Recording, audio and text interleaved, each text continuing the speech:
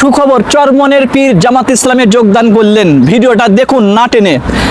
1985 সালে জামাত শিবির যখন হাটহাজারী মাদ্রাসার উপরে হামলা করলেন, তখন বললেন এটা একটা উদ্দেশ্য, যে কারণে এটা হারাম নয়, এটা হালাল, মুনাফিকি নয়। তারপরে 1990 সালে জামাত ইসলাম যখন খালেদার সঙ্গে জোট করলেন, তখন জামাত ইসলাম বললেন এটা একটা উদ্দেশ্য, এটা হারাম নয়, হালাল, জায়েজ, মুনাফিকি নয়। তারপরে যখন 1995 সালে শেখ হাসিনার সাথে জামাত ইসলাম জোট করলেন, তখন ভাষণ দিলেন, তখন বললেন যে এটা একটা উদ্দেশ্য, যোগদান করা এটা হারাম নয়, হালাল, মুনাফিকি নয়, এটা জায়েজ। তারপরে 2001 সালের পরে যখন বিএনপির সঙ্গে জোট করলেন, তখন জামাত ইসলাম বললেন এটা হালাল, একটা উদ্দেশ্য আছে, যে কারণে এটা হালাল, হারাম নয়, বেঈমান নয়, মুনাফিকি নয়, এটা হালাল। তারপরে যখন খালেদা জিয়া যখন কওমি মাদ্রাসাকে স্বীকৃত দিতে চাইলেন, তখন জামাত ইসলাম বাধা দিলেন। বাধা দেওয়ার পরে জামাত ইসলাম বললেন এটা একটা উদ্দেশ্য আছে, যে কারণে আমরা দিতে দেই নাই, এটা হালাল, হারাম নয়, জায়েজ। তার পরবর্তীতে যখন জামাত ইসলাম যখন খুলনা বিভাগের যখন হিন্দুকে এমপি পদপ্রার্থী দিলেন, তখন বললেন যে এটা একটা উদ্দেশ্য আছে, যে কারণে হিন্দুকে এমপি পদপ্রার্থী দেওয়া হালাল, জায়েজ, হারাম নয়, মুনাফিকি নয়।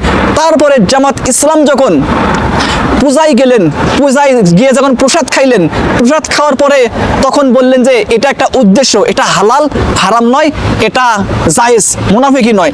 তারপরে জামাত ইসলাম যখন বললেন মনির এক পাশে রোজা, এক পাশে পূজা, বললেন যে এটা একটা উদ্দেশ্য, এটা হালাল, হারাম নয়, এটা জায়েজ, মুনাফিকি নয়।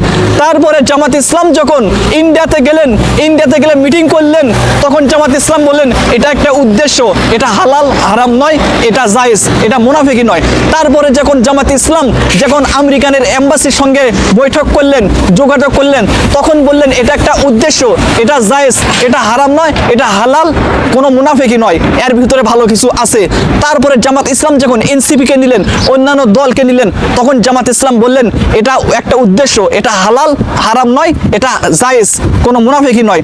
তার পরবর্তীতে জামাত ইসলাম যখন নারীদেরকে স্টেজের উপরে উঠাইয়া দেয় এবং হাজার হাজার মানুষের সামনে ভাষণ দেয়, সেই নারীর পর্দা নাই, তখন জামাত ইসলাম বলে এটা একটা উদ্দেশ্য, হালাল, হারাম নয়, জায়েজ আছে, মুনাফিকি নয়। তার পরবর্তীতে জামাত ইসলাম যখন অন্যান্য মেয়ে মানুষের সামনাসামনি কথা বলে, পর্দা নাই, চুল ছেড়ে দেওয়া, বডি বাহির করা, তখন বলে এটা একটা উদ্দেশ্য, এটা হালাল, হারাম নয়, জায়েজ। তারপরে শফিকুর রহমান যখন লন্ডনে গেলেন, লন্ডনে গিয়ে যখন মিটিং করলেন, তখন বলে যে এটা হালাল, হারাম নয়, এটা জায়েজ, একটা উদ্দেশ্য আছে। তার পরবর্তীতে যখন 4-5 আলেম যখন বিএনপিতে যোগ দিয়ে যখন বিএনপির যখন এমপি প্রার্থী হলেন, তখন জামাত ইসলাম বললেন তারা মুনাফিকি করলেন, তারা কাফের, তারা বেঈমান, তারা হারামি করলেন, এটা না জায়েজ।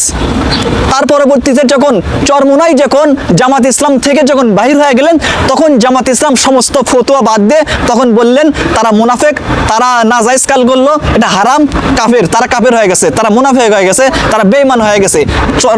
জামাত ইসলাম থেকে বাইরে হওয়ার কারণে তারা মুনাফিক।